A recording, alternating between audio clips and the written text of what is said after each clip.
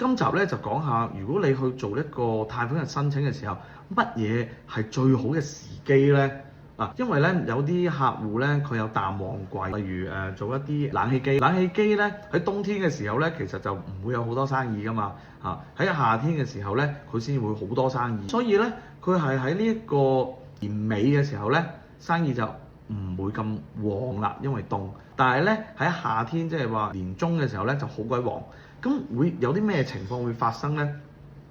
就係喺呢個8、9、10月份就好多生意，但係佢就係咁揼錢出嚟嘅嗰間公司。好啦，11月、1月、2月、3月咧，佢其實咧就唔會好多數要找喎，因為佢冇乜生意。但係咧佢有好多錢翻喎，因為佢賣完嗰啲嘅冷氣機啦，係咪？咁嗰陣時申請呢個貸款咧就最 fit 啦。點解咧？因為人哋見到你個現金流好勁，諗住有幾百萬喺入邊咁樣，又調翻轉啦。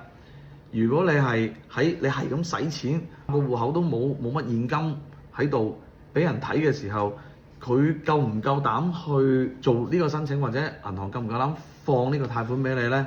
咁啊，梗係唔夠膽啦！大佬，你戶口又冇，即係戶口個結餘又冇，然之後你要人哋點信你呢？係咪？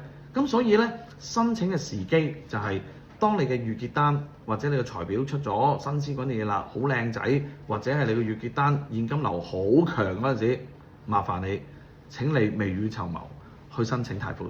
拜拜。